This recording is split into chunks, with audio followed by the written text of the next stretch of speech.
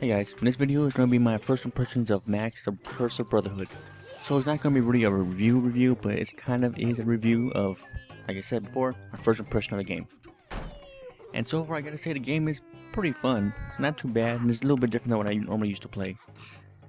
It's pretty much like a side-scrolling platform, but with special powers, as you'll see later on. The game starts you off with a little bit of a cutscene that explains the main reason why Max goes into the little special world. Pretty much he's like with the older sibling with the younger sibling and how a lot of them go through stuff and all that. And eventually he ends up wishing the kid away, his little brother away. Things happen, the little boy disappears, and then Max goes in and saves him. It's not really my opinion because you can see it for yourself, but the game is very nice and vibrant and pretty good looking graphics for what it's supposed to be. The only time I had it where it kind of jagged a little bit was at the very beginning intro with the car in front of the house and all that. But other than that, it's been playing fairly smoothly for me. As you can see here, the game's pretty much like a regular platformer and all that. Run to the right, do a lot of jumps, jumping platforms and all that. Go on branches, go up ledges and all that. And you have a few things you can slide down as well.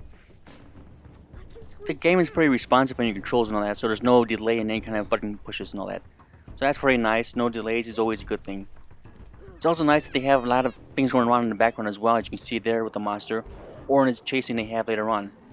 From what I can tell, this part of the game is mainly put in just to get you used to having to do all the controls a lot faster than what you normally do. Because the first part took it kind of slow, this part has you doing everything in a rush. I mentioned the graphics and how the controls and all that, being all nice and all that. I forgot to mention the sound effects. The sound and music in all the game of this game is pretty nice and it sounds pretty good. Although I did turn the music off for this video just because I don't want to have to deal with any kind of copyright issues, but once you play the game, you actually hear the music yourself. After you deal with the whole chase scene and all that, you get to this little wooded forest type spot right here. And basically this area of the game is just going to show you how to interact with the special abilities, which are yellow vines for you to climb up like Tarzan, I guess. Water spouts for you to slide around on, branches for you to climb on top of, and like ground that can raise up. So it's pretty much this little spot just to show you how to interact with everything, what it looks like when it happens, and all that kind of nice stuff.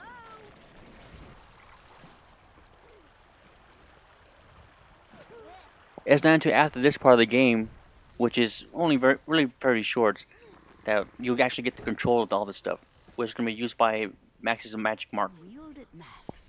And once you finish that area, you'll actually get access to the marker itself, so you'll be able to actually do the stuff yourself.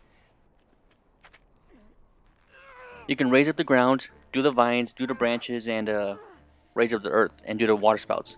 It's not you can do it anywhere. There's only certain spots you can do it, and you'll be able to see how some of the spots look right now. The first part right here is blocked off, but you can see that glowing orange area, which is an interactive area. Hold down the right trigger, and then do what the marker prompts you to do, which is up, and A. Then you can do the X and the slide over, and it breaks that part over. If you want to, you can actually get on top of the orange spot and then raise it up. So you can do your own little platforms right there. At first, like many other games, they start you off pretty slow on the puzzles and all that, so it's pretty easy to do. But once later on, it gets a little bit more, takes a little bit more thinking or a little bit more concentration on what to do. Like here is just basically raising up the platforms to get the correct heights, so it can get to the last platform, which should take you to the ledge of the area.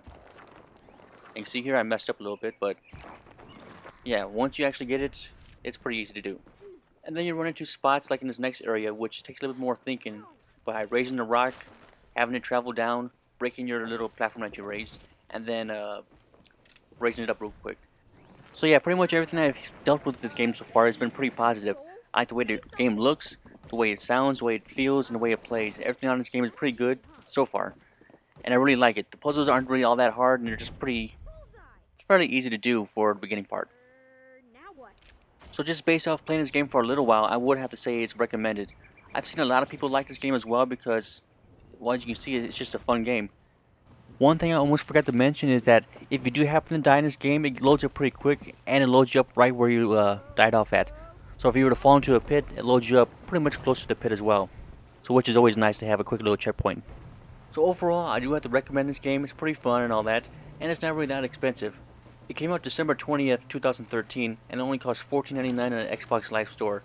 So if you happen to have the extra money, definitely pick this game up. Alright guys, this is Sniper33. Hope you enjoyed the video.